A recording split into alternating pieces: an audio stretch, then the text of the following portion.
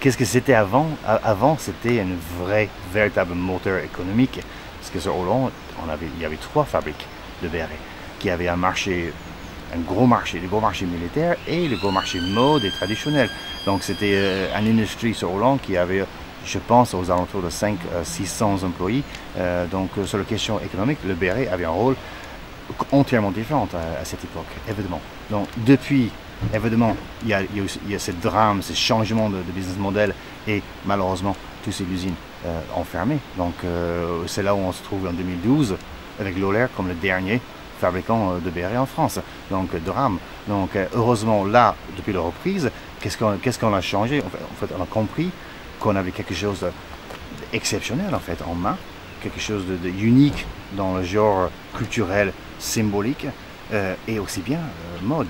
Donc il n'y a pas d'autres produits avec lesquels on peut comparer en fait. Hein. Là on est sur quelque chose de unique. Donc l'avenir, aujourd'hui et l'avenir pour ces bérets-là, c'est d'abord de protéger ces produits de base, ces produits emblématiques, sur le plan culturel, et de garantir, de faire en sorte que dans 150 ans, encore, on est toujours là.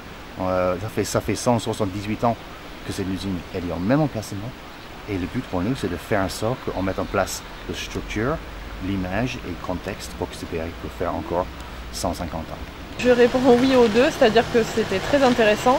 Et c'était très intéressant aussi parce que j'ai tout appris. Je suis originaire de Laurent-Sainte-Marie et je connais le béret Lohler et sa réputation, mais effectivement, je ne connaissais pas l'entreprise, hormis les déboires et les bilans qui avaient été posés il y a quelques années. Mais effectivement, là, j'ai appris toute la fabrication, les différentes étapes.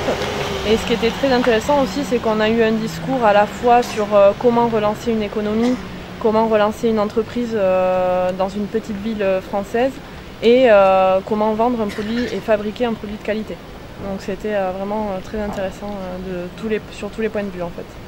Oui, alors je suis déjà fournie en béret Lohler, j'ai déjà eu des cadeaux béret Lohler et effectivement moi c'est un accessoire que je porte essentiellement l'hiver, mais que je porte avec grand plaisir et beaucoup de fierté, donc voilà.